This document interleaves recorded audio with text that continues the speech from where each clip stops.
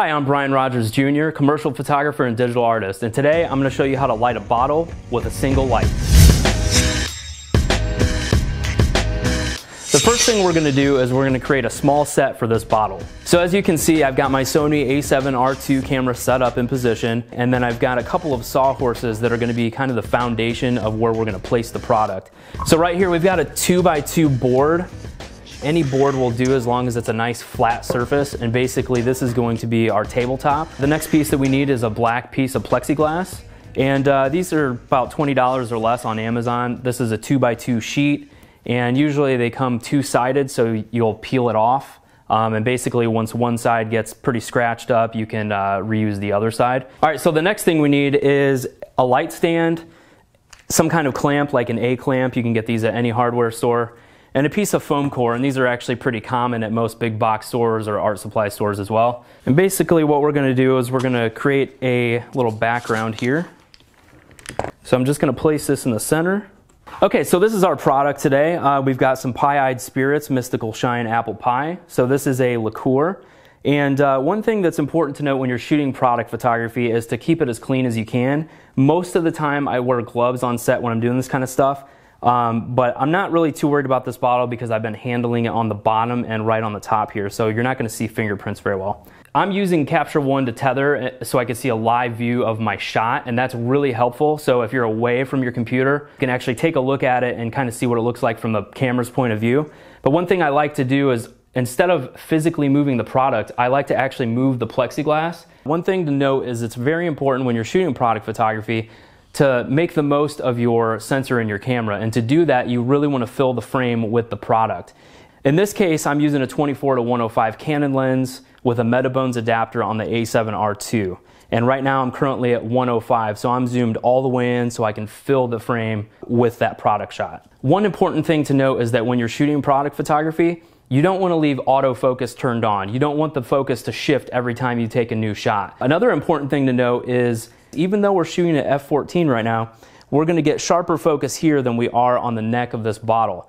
So what we're going to do first is we're going to light this area, and then as we build all the shots that we need, we'll come back and switch focus, and then we'll focus on the top of the bottle and shoot that.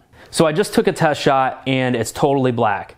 That's exactly what we want. We want to make sure that none of the ambient light in the room is affecting the shot. We want all of the lighting to be coming from the light that we're actually using to light the bottle.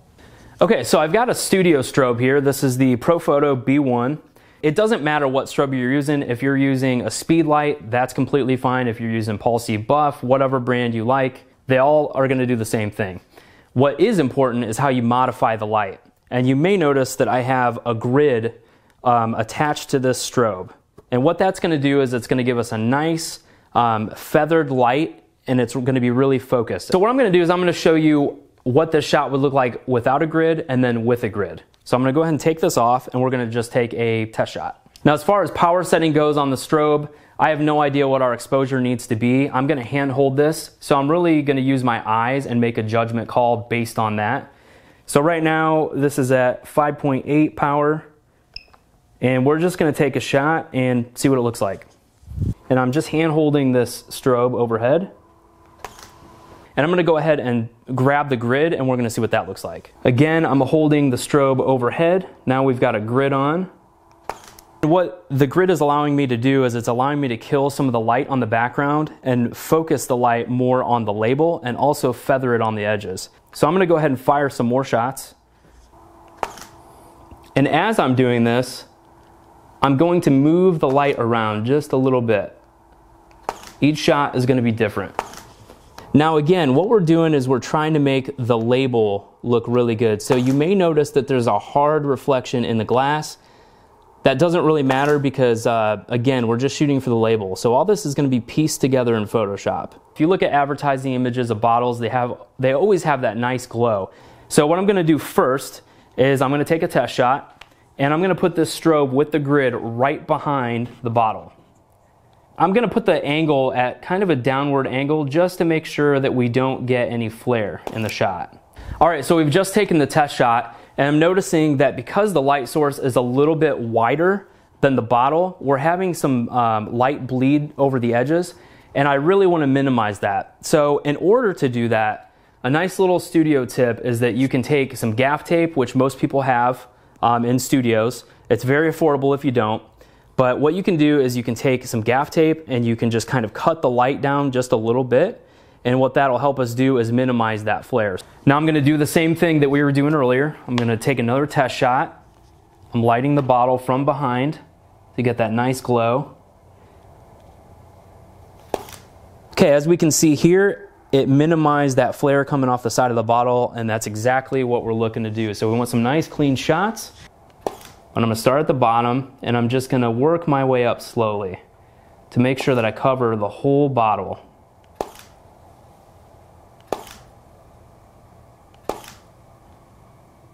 And again, that grid is helping us confine the light. Overall, I think the shots are looking pretty good. As we get to the top of the bottle, you may notice that there's a little bit of flare at the top. I'm going to actually shoot up from the bottom and see what that does for us. I'm going to go ahead and do another pass of exactly what I just did, but at a higher power setting, just to give us a little bit more light through there.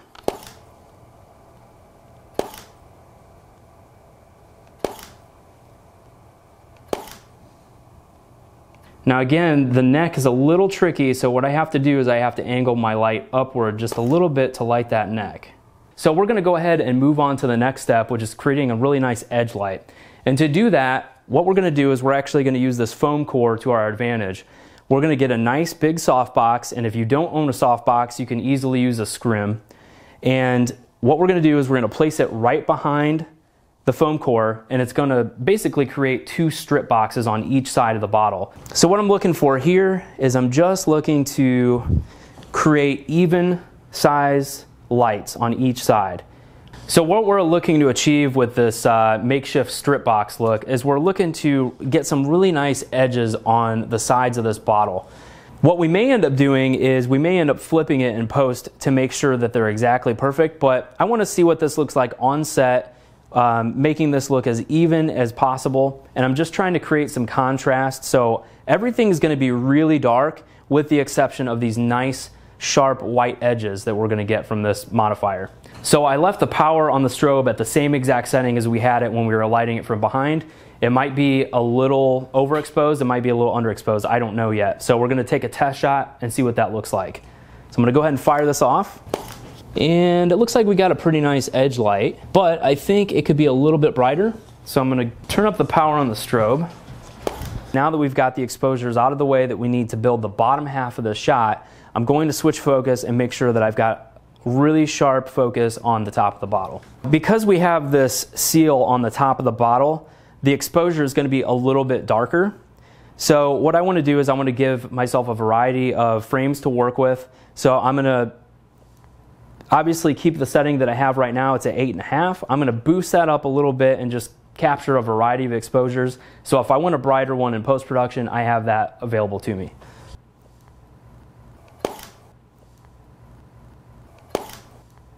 Now you may wonder why I'm adjusting the flash power settings and not the settings on the camera. The reason is if I switch my f-stop on my camera, it's going to change the depth of field, and I don't want to do that. I'm also not changing my ISO because I always want to shoot at 100 ISO when I'm in the studio. Okay, so we're almost done with this shot. The next thing we need to do is we need to take the softbox back off, add the grid back on, and then what we're going to do is we're going to move around the set just a little bit, and we're going to light different areas of the top of the bottle. That way we've got some options in post-production. Now one thing you may notice is that I'm using a modeling light. What that allows me to do is it just allows me to visually see kind of where that light is falling on the product. It's really helpful. If you have a speed light, unfortunately they don't have that feature. You could still work around it, but having a strobe on set is definitely a good thing to have. So what I'm trying to do is I'm trying to create some separation between the black background and the top of this bottle. So by moving the light around, what we're doing essentially is creating shape and form on the top of the bottle, and depending on where that light falls, it's going to look completely different. If I shoot from camera position, it's going to look really flat, so I find that overhead looks pretty good. So you may have wondered why I didn't place a light over here or over there to create more of a front edge highlight. I could have done that and it would have looked nice, but I find that doing it in post-production gives me a little bit more flexibility as to where that reflection falls, and I just like the look of it personally. So we've got all the shots that we need to put together this composite image. Let's go to the computer and take a look at the images.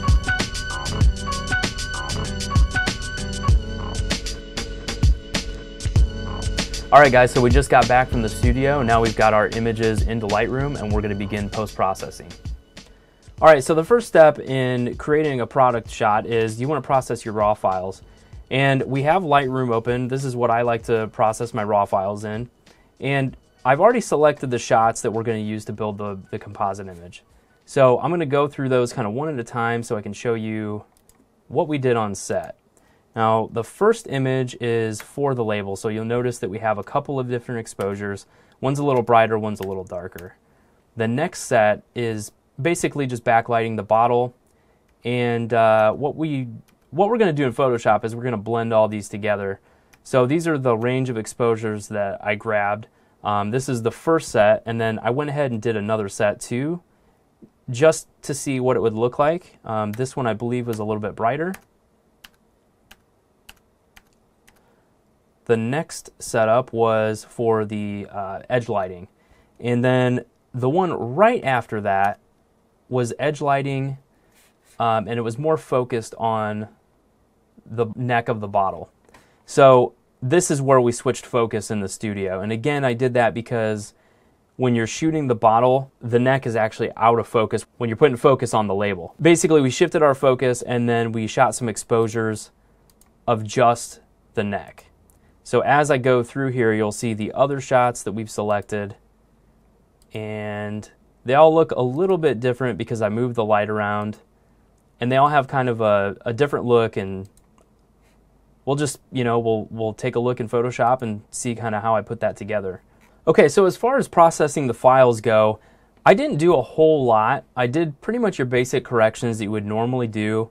One of the biggest things that I really had to make an adjustment to was the transform panel, and I just rotated it a little bit because I thought that all of the shots could have been just a little bit straighter. Other than that, in the basic tab, I added a little bit of clarity, I added some sharpening, I made sure that I had lens correction turned on, and then also the camera calibration I changed to camera standard, and that helped me basically just achieve better color. And the only other thing that I did was, going back to the edge lights, I bumped up the contrast just a little bit because I thought it was a little flat. I just wanted to bring out that contrast a little bit more. So I just brought the whites up and the blacks down a little bit. Other than that, that's pretty much all the processing that I did. So that said, we'll go ahead and jump in Photoshop and we'll take a look at the file. Okay, so we're in Photoshop, and the first frame that I brought in was the edge light. So I'm going to go ahead and turn that layer on just so you can see what it looks like. And right underneath that, I created an adjustment layer and just filled it with black. And that's ultimately what our background is going to be. So even though we shot it on black, I want to make sure that it's pure black. And the only way to do that is to make an adjustment layer and fill it with black. So right after the edge light, we jump into the glow. And basically, these are all of the exposures that I shot when I started from the bottom of the bottle and worked my way up.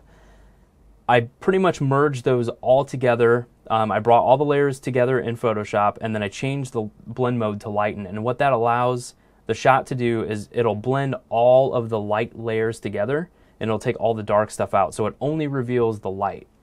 Once I did that, I made a merged layer and I brought it over into our working document. And then again, I also changed the blend mode to lighten. Now, I'll go ahead and change it to normal just so you can see what that shot looked like. And I'm going to go ahead and turn the mask off. Now, when I turn the mask off, you'll see that it's got a really nice glow. It's pretty evenly lit. And I just wanted to control that a little bit more. I want to see those edge lights show through. So again, by changing the blend mode to lighten, you're going to see those edge lights kind of pop out. And that's exactly what I wanted. So by adding a layer mask and just kind of brushing that in, it lets me fine tune where that glow is going to come through. And it really helps shape the bottle a little bit. So you can see that there's quite a bit of difference between just a regular version with, you know, the normal blend mode and then switching it over to lighten and adding that layer mask. Now, I did 2 passes on this just to see what it would look like. So here's the second glow option, and I thought it was just a little too bright and I didn't like it as much. So I went ahead and processed it anyway just because you never know, but ultimately I ended up deciding to go with the first glow. Okay, so the next set of layers that we brought in were all for the label. And I'm going to go ahead and show you the first label layer with the mask turned off. So this is what our shot looked like. Overall, I think it looks pretty good. And again, when I'm looking at this, I'm not looking at the bottle. I know the bottle doesn't look good. I'm lighting this for the label.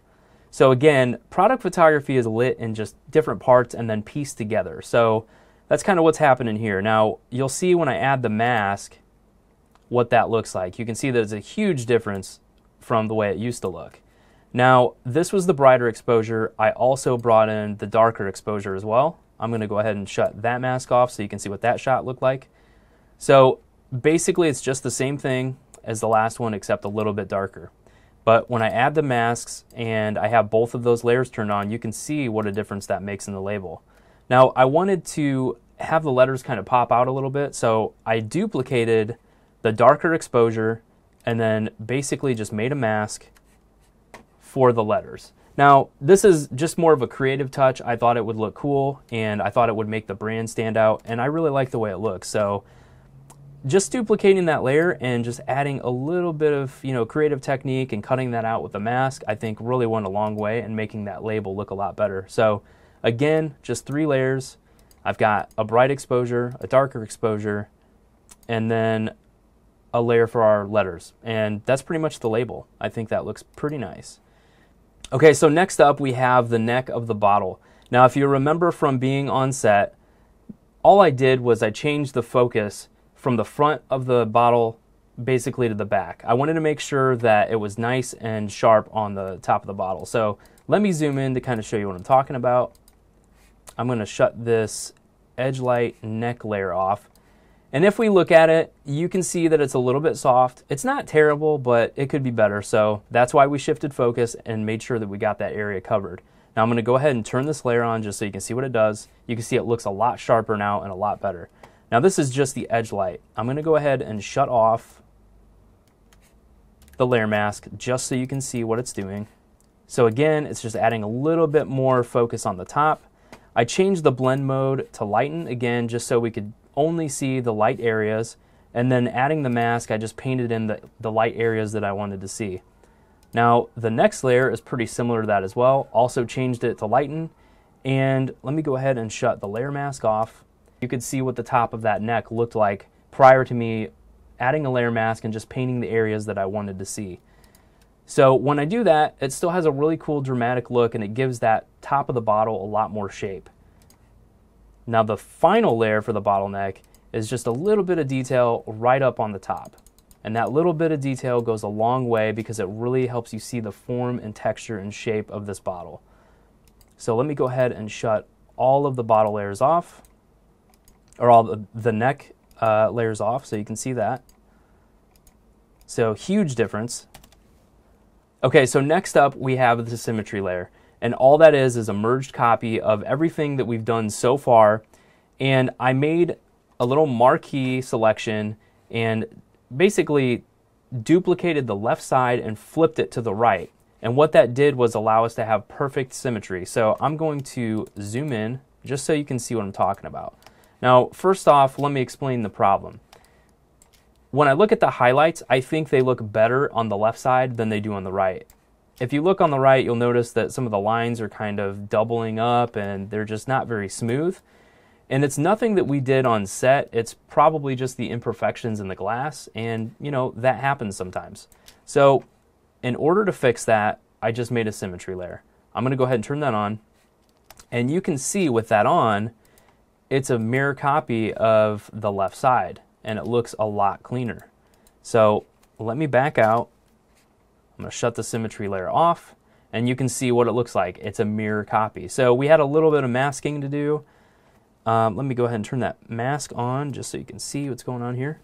So I made sure that the label wasn't included in that mask. All I wanted was the bottle. So again, all I did was made a marquee selection. So press the letter M, make a marquee selection, and I'm just going to, I want to find the center of this bottle, and I want to go over just a little bit more so I have some room to mask it out and blend it in. So I basically just made a copy of this left side, did a free transform, flipped it, and then you will see that we have the duplicate side over here. So this is what it looks like without the mask. So all I did was I created a mask where I used a soft brush, I blended it in through the center, and I have a selection that I made for the label specifically, and I just made sure that I didn't include that so in the mask. So basically what we have is just a mirrored version of the left side, and that gives us perfect symmetry, and it looks a lot better. So that's what that layer is all about. It's all about symmetry. The next layer we have is just basically a cleanup layer. So I'm going to zoom in and shut this off so you can see what these are. We had some, actually from our video lights, we had some ambient light coming through. It's not a huge deal. It's a pretty quick fix in Photoshop. And then we've got these little particles. Because this has apple cider in it, you're going to see some particles. But visually, I don't think it looks good, so I went ahead and just removed those. So you'll see as I turn that layer on, they disappear. Same way with those reflections. As far as cleaning up the image, I used a couple of different tools. One of my favorite tools to use is the healing brush, and I like to use the spot healing brush in particular, set to content aware. And what I like about it is Adobe has created some really cool technology where it'll basically analyze your image, and it's really good at cleaning up blemishes. Even for portrait work, it's just a really great tool, and that's what I primarily used on it, but I also used just the regular healing brush tool. If I had some hard lines or something I needed to clean up, that's a good option. Now the next layer is our label edge cleanup, and so let me zoom in. You'll notice that when we created that symmetry layer, we have a little bit of weirdness going on here on the edge of this label. So all I did was basically cloned that out so I had a perfect label, and now it looks a lot better. So not a ton of cleanup work, but just a little bit, and that little bit goes a long way. So the next thing we have are a couple of adjustment layers. We've got a hue saturation layer, which pretty much just changes the color of the bottle. It's real subtle. Well, it's not changing the color of the bottle, it's changing the color of the glow inside of the bottle. And it's a real subtle change. I felt basically that it was just a little too red, like a red-orange for my liking, and I wanted to add just a little bit of yellow, so I shifted that just a tiny bit. So as you can see in the mask, it's literally just affecting the glow. It's not affecting the label at all. And as far as the top goes, it's black anyway, so there's not going to be any color shift. So the mask is literally just affecting the glow of the bottle. That's all that is. Now the next layer is another curves layer. All I did was kind of bump up some of the midtones a little bit, and I added just a little bit of light at the top and the bottom of the label. But I didn't want to affect the label, so I again relied on the path that I had created and make sure that the curve did not affect the label at all. So again, that's what the mask looks like, and you can see that it adds just a little bit of light, and I like the way that looks. So overall, at this point, the bottle is looking really good. I like the way it looks. I could probably call this an almost finished image, but there's one thing that I wanted to do just to give it a little bit more shape and a little bit more form. Now, this is something I could have done on set with a light, but I like to do this in post-production because I feel that it gives me a lot more flexibility in the way the image looks.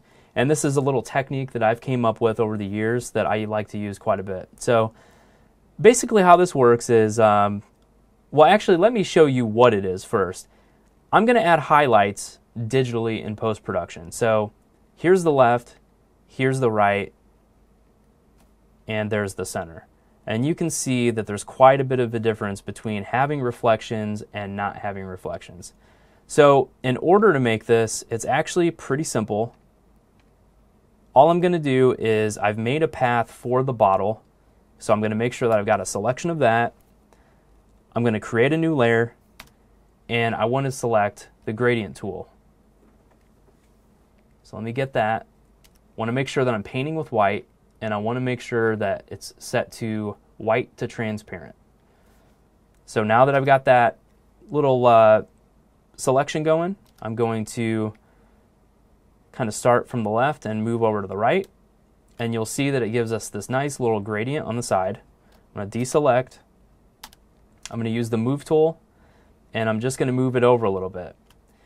Now, right now it doesn't look good, but what we're going to do is we're going to soften the edge a little bit. And one thing I like to do is I like to work with smart objects. So I'm going to right click on that layer, convert to smart object, and then I'm going to go to filter, blur, Gaussian blur, and I'm going to do this by taste. Every image is a little bit different. I don't want it to be so sharp that it looks fake, and I don't want it to be so blurry that it looks just washed out. So I think right now I'm pretty happy with 38 or 31.8, so I'm going to stick with that.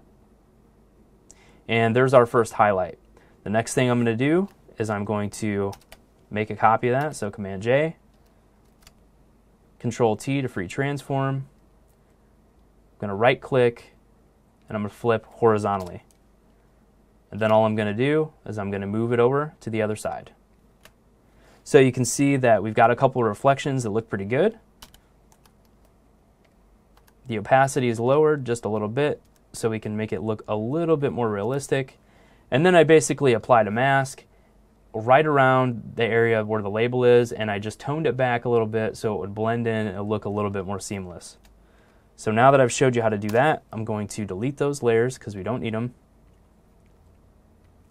And for the center highlight, I pretty much did the same exact technique. The only difference is I used a marquee tool and I used the elliptical marquee tool, and basically just dragged that out and filled it with white. So basically I just blurred that, lowered the opacity, and placed it in the spot where I thought that specular highlight might show up. And again, looking at these reflections, I think they look pretty awesome, and it's really cool to have that ability in post-production, and you have the ability to change the reflection after the fact and move it around. So again, that's a technique that I came up with that I really like, and I use it quite often. So the next thing we have is basically just a merged layer of all of the stuff that we've already done. So now I've got everything all on one layer. I duplicated the background layer again just to make sure we have a solid black layer. And all of the work that we've done, I've put into another group called Build. So if I need to get back to that and change anything later, I have that flexibility. So I made another merged copy and just filled in the bottom so we have a nicer reflection. And then I've created a contrast layer by using luminosity mask. And let me show you how that works. That's pretty cool. I'm going to go into channels. I'm going to load the selection of the RGB. So I'm going to control click on RGB, and it's going to load the luminosity of that layer. And as I click the curves layer, I'm basically going to get a really detailed mask of just the highlights. So when I go into the curves layer, I'm just affecting the highlights, and I can drag this curve up. And you can see that it's affecting the highlights. Now, to make the opposite of that, I make a duplicate. I invert the mask. So Control I to invert. Go back to the curves panel, reset it, and then just bring your shadows down a little bit. And then with the combination of these two layers, you can see that we're creating a really dynamic contrast. Now I'm going to go ahead and delete those since we've already made them. So you can see what that contrast layer looks like. And then finally, there was something that I missed while I was retouching, and sometimes this happens. You think you're done, and then you look at it again with fresh eyes, and you notice something that you missed. Now, it's not that big of a deal. All I did was add a couple of new layers, and I just thought that the neck needed a little bit more work right around this seam. So let me zoom in. I didn't like the way this looked. I thought it could be a little bit cleaner. So all I did was make a quick selection, and I used the clone tool and just kind of cleaned up that edge. So again, that's pretty much it. I think this bottle shot looks really good, and that's how I build it.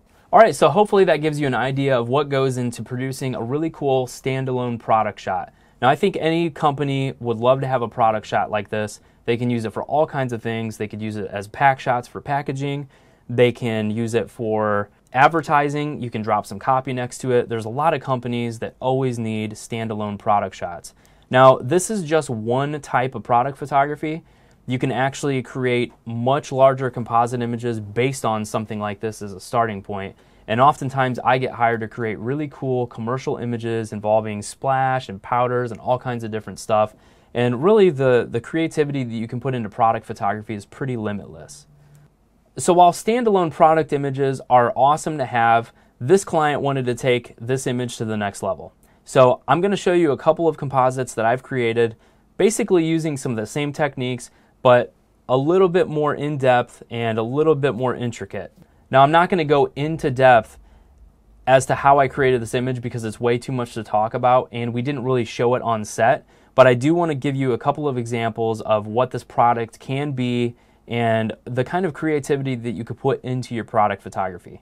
So just like the image we created in the studio, combining multiple exposures, multiple lighting scenarios, I did the same thing, but we've included some other elements such as spices, cinnamon, apple, some sparks, and this image really pops because of that. Now, I've also made an alternate version where we've got some apples kind of flying toward the camera. So hopefully this just gives you an idea of the creativity and all of the different things that you can do with compositing and product photography. Now, I'm not going to go into all the intricacies of producing an image like this right now, but I do like to share tips and tricks on fstoppers.com. So if you want to learn more about product photography, feel free to follow me on fstoppers.com. And if you want to be notified about any upcoming tutorials that I produce with fstoppers.com, be sure to click the link below and subscribe to the newsletter. Thanks so much, guys. I hope you learned a ton, and we'll see you next time.